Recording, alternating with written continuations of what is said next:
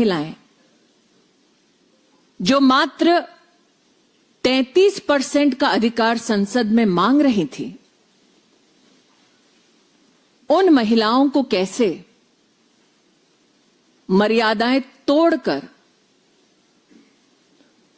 उनके अधिकार से वंचित रखा जाए। सत्ता का संघर्ष, संसद का संघर्ष कैसे जीता जाए,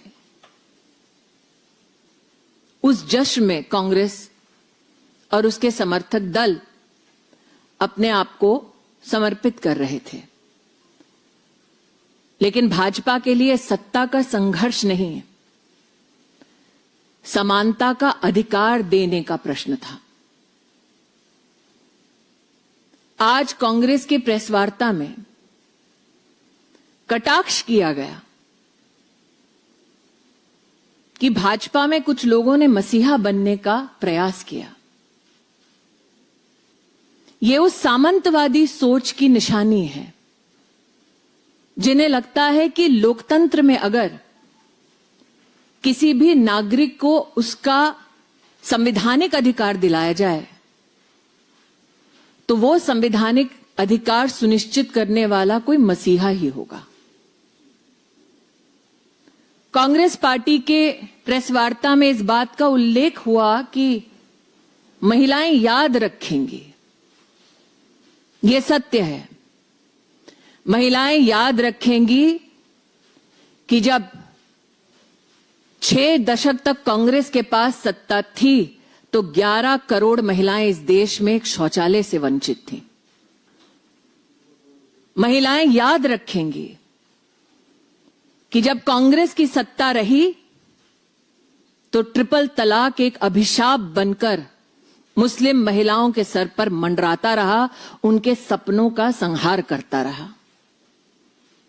महिलाएं याद रखेंगी कि 25 करोड़ महिलाओं को बैंक का खाता खोलने में कांग्रेस की सरकार ने कभी समर्थन नहीं दिया, कभी सुविधा नहीं दी।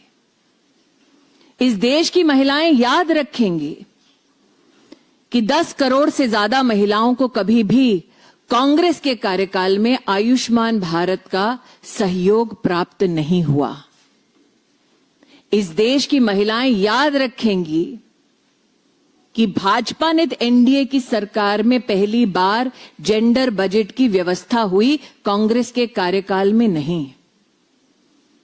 और देश की महिलाएं ये भी याद रखेंगी कि 33% आरक्षण का बिल भाजपा ने एनडीए की सरकार ने दोनों सदनों में पास किया और कांग्रेस की मंशा 98 साल सपना दिखाना, जब सत्ता होना तब उस सत्ता का सदुपयोग करके महिलाओं को आरक्षण ना दिलवाना बल्कि लोकसभा में यूपीए के कार्यकाल में उस बिल को लैप्स कराना।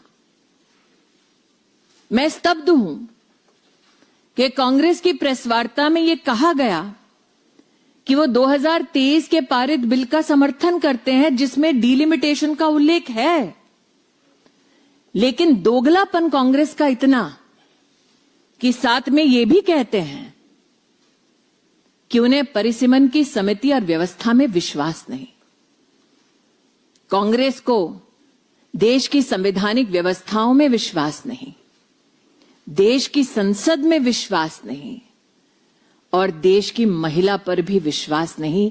ये कांग्रेस ने अपना क्रूर चेहरा देश की जनता के सामने उजागर किया है।